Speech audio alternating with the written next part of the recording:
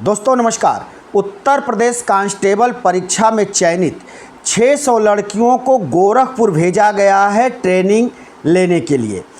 अब training centre में वो कौन से ऐसे हालात उत्पन्न हो गए जिसके बाद ट्रेनिंग करने पहुंची लड़कियां आंदोलन करने को विवश हो गईं और रोड पर उतर आईं। उनको आप जरा सुनिए।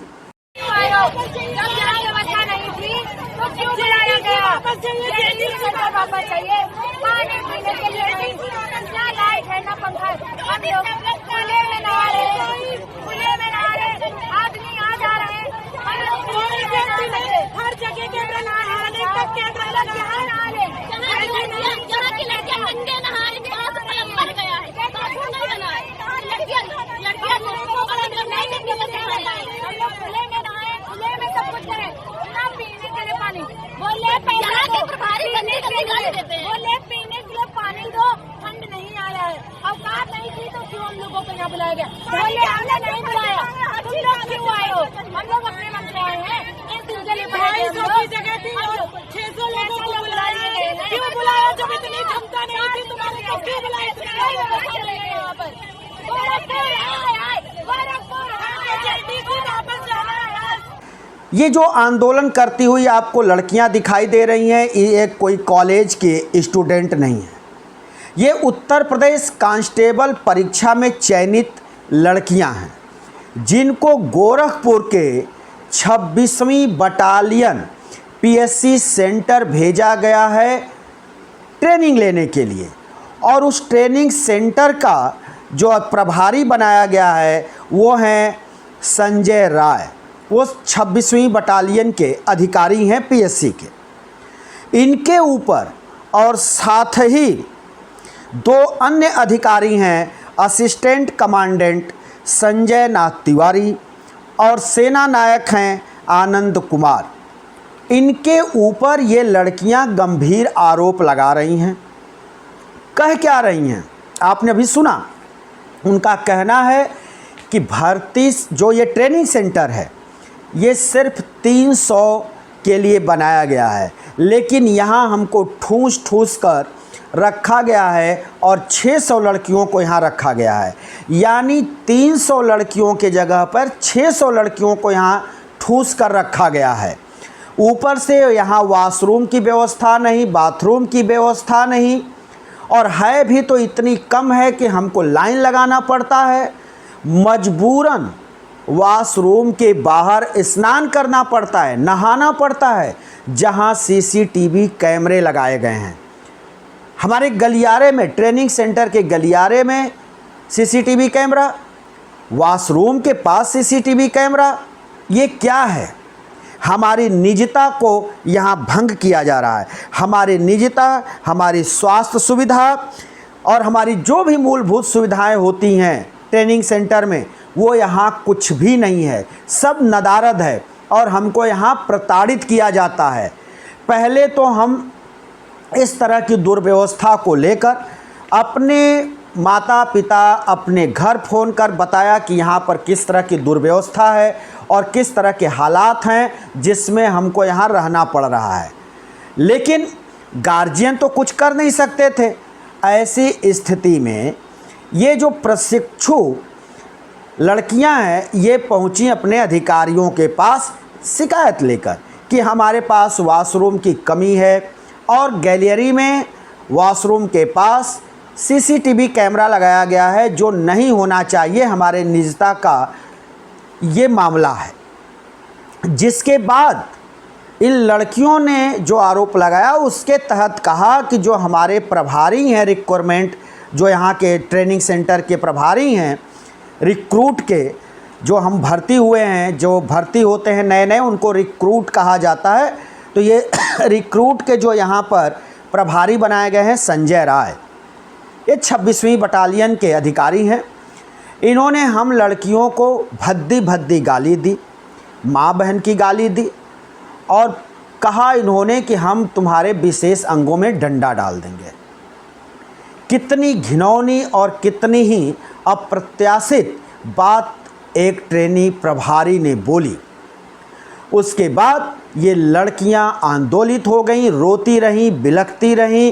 पहले तो कैंपस के अंदर जो ट्रेनिंग सेंटर है उसके गेट पर प्रदर्शन किया, धरना दिया, वहाँ अपनी बात को रखना चाहा। जब उनकी बात वहाँ अधिकारियों ने अनसुनी की तो ये लड़कियाँ ट्रेनिंग सेंटर से बाहर निकल गईं और रोड पर प्रदर्शन करने लगीं। रोड पे ही अपनी बात को ये चिल्ला चिल्ला कर कहने लगी। ये लड़कियाँ जब इस बात को लोगों के सामने रख रही थीं, मीडिया के सामने रख रही थीं, तो ये सारी बात बता रही थीं कि किस तरह से अधिकारी हमारे साथ गंदे व्यवहार किए। हमने जब उनसे अपनी बात कही तो हमारी बात को नहीं सुना और उल्टे हमको माँ बहन की गाली, डंडा डाल देने की धमकी, ये सब हमको दिया गया। और ये किसके द्वारा दिया गया? जो हमारे ट्रेनिंग सेंटर के प्रभारी हैं, संजय राय। और यही नहीं, जो 2 और यहाँ पे अधिकारी बनाए गए हैं, असिस्टेंट कमांडेंट संजय नाथ तिवारी और सेना नायक आनंद कुमार, इन लोगों ने भी हमारे साथ अभद्रता की, इन लोगों ने भी हमारे साथ गलत व्यवहार किया, हमको धमकी दिया और सीधे कहा कि तब तुम लोग यहाँ आई क्यों? तो उनका सवाल था कि हम यहाँ आए क्यों? भाई हमने यहाँ नहीं आया, हमारी भर्ती हुई है, हमको सिलेक्शन लेटर मिला है, हमको ट्रेनिंग सेंटर यहाँ बनाकर भेजा गया है, ट्रेनिंग के लिए भेजा गया है, हम प्रशिक्षु हैं और हम ट्रेनिंग के लिए आए हैं। लेकिन क्या ट्रेनिंग सेंटर जो 300 की क्षमता के लिए है वहाँ 600 रखना उचित है? 600 लड़कियों को रखना कहाँ से जायज़ है? अगर यहाँ हम रखे गए तो हमारे पीने के पानी का व्यवस्था नहीं है, पंखे का व्यवस्था नहीं, कूलर का व्यवस्था नहीं। जब हम पंखे की बात करते हैं, कूलर की बात करते हैं, तो जो ये अधिकारी हैं ये कहते हैं कि तुम्हारे बाप के घर से बिजली का बिल आएगा, बिजली का बिल कौन भरेगा? यानी हमको पंखा और कूलर भी चलाने को नहीं मिलता है और धमकी दी जाती है कि बिजली का बिल कौन देगा। इसी के साथ लड़कियां कहती हैं कि जब मुख्यमंत्री दौरा करते हैं तो उनके लिए कितनी सारी सुविधाएं दी जाती हैं, लेकिन हम लोग जब पंखे और बिजली की मांग करते हैं तो हमको धमकी दिया जाता है। पानी पीने के लिए 600 लड़कियों के बीच सिर्फ 1 कूलर वाटर लगा है। अब हम 600 लड़कियां 1 कूलर वाटर से कैसे पानी पी सकते हैं? और 600 लड़कियां हम पानी पीने के लिए घंटों घंटों लाइन में एक दूसरे का इंतज़ार करते रहते हैं कि कब हमारा नंबर आएगा तो हम पानी पिएंगे। पानी तक हमको नहीं मिल रहा, बिजली नहीं मिल रही और साथ में वॉशरूम का कोई व्यवस्था नहीं है। इतने कम वॉशरूम हैं जहाँ पर कि नंबर लगाना पड़ता है और देर होने पर, क्योंकि ट्रेनिंग के लिए जाना है, देर होगा, वहाँ डांट सुननी है, तो ट्रेनिंग के लिए जाना है तो जल्दीबाजी में हम कभी कभी खुले में हमको नहाना पड़ता है। यानी वॉशरूम के बाहर जहाँ भी जगह मिलता है हम किसी तरह से वहीं नहाने के लिए मजबूर हैं। तो क्या ऐसे में हमारी निजता, हमारी गरिमा और हमारा स्वास्थ्य प्रभावित नहीं हो रहा है? और क्या हम प्रशिक्षु हैं तो हमारे साथ इसी तरह का व्यवहार उचित है?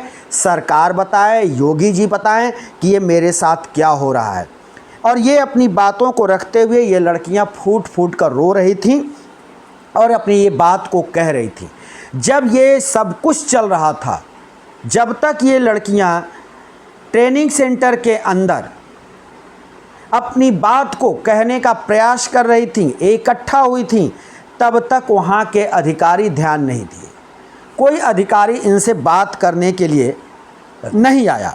लेकिन जब ये हंगामा बढ़ा, लड़कियां ट्रेनिंग सेंटर कैंप से बाहर निकल गईं, गेट से बाहर आकर मेन रोड पर प्रदर्शन करने लगीं, वहां अपनी बात को मीडिया के सामने रखने लगीं, तब अधिकारियों के अंदर हलचल मची। अधिकारी घबराए, भागे भागे वहां पहुंचे और लड़कियों के सामने हाथ जोड़ते रहे, मिन्नतें करते रहे कि अंदर चलो, हम सभी समस्याओं पर बात करेंगे, जो भी बात करना है अंदर चल कर के बात करो।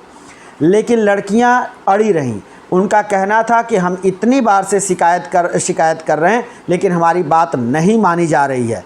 अब आप हमको अंदर चलने की बात कर रहे हैं, ऊपर से हमको धमकी दी जाती है, माँ बहन की गाली दी जाती है, डंडा डालने की धमकी दी जाती है। मतलब ये हमारे साथ क्या हो रहा है?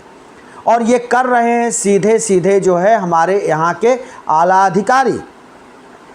रिक्रूट ट्रेनिंग सेंटर प्रभारी कर रहा है, संजय राय इस तरह के हमारे साथ अभद्रता कर रहे हैं। हमारे साथ असिस्टेंट कमांडेंट संजय नाथ तिवारी अभद्रता कर रहे हैं। सेना नायक आनंद कुमार हमारे साथ बदतमीजी कर रहे हैं। ये कहना है पुलिस भर्ती में जो चयनित हुई हैं और उनको रिक्रूट किया गया है, ट्रेनिंग सेंटर भेजा गया है गोरखपुर। जी वही गोरखपुर है जहाँ से योगी आदित्यनाथ आते हैं। योगी आदित्यनाथ की जो मठ है गुरु गोरक्षनाथ मठ, वो गोरखपुर स्थित है और गोरखपुर में ही ये ट्रेनिंग सेंटर है। पीएससी की 26वीं बटालियन गोरखपुर स्थित है और वहीं 26वीं बटालियन के ही कैंप में, वहीं के कैंपस में ये ट्रेनिंग सेंटर की व्यवस्था की गई है, जहां पर 600 कांस्टेबल में चयनित लड़कियों को ट्रेनिंग के लिए भेजा गया है, जिनकी जिम्मेदारी रिक्रूट ट्रेनिंग सेंटर प्रभारी संजय राय पर है और उनके 2 सहयोगी असिस्टेंट कमांडेंट संजय नाथ तिवारी और सेना नायक आनंद कुमार, यानी संजय सिंह, संजय नाथ तिवारी, आनंद कुमार, ये 3 वो अधिकारी हैं जिनके ऊपर इनकी जिम्मेदारी है ट्रेनिंग की और इन्हीं के देख रेख में इनको कांस्टेबल की ट्रेनिंग दी जा रही है और यहीं पर इनको ट्रेनिंग के बाद फिर इनकी अलग अलग थानों पर पोस्टिंग होनी है। लेकिन जिस प्रदेश में ये हो रहा है उस प्रदेश के मुखिया को लॉ एंड ऑर्डर के लिए और एक कड़क मुख्यमंत्री के लिए जाना जाता है। तो फिर ऐसे प्रदेश में, उत्तर प्रदेश से जब ये खबर आ रही है तो एक ये चौंकाने वाली खबर है कि कितनी यहाँ की शासन प्रशासन चौकन्ना है, कितना संजीदा है और महिलाओं की रक्षा सुरक्षा को लेकर कितने ये चिंता करते हैं। ये सभी बातें सामने आ जाती है और ये पोल खोलती है उत्तर प्रदेश की शासन व्यवस्था की और वहाँ के अधिकारियों की कर्मण्यता की। और वो जो कह रहे हैं, जो जिस तरह से गाली दे रहे हैं, इसको कभी भी उचित नहीं ठहराया जा सकता। दोस्तों, हम फिर किसी दूसरे वीडियो को लेकर हाजिर होंगे। तब तक के लिए शिवमूर्ति दुबे को दीजिए इजाज़त।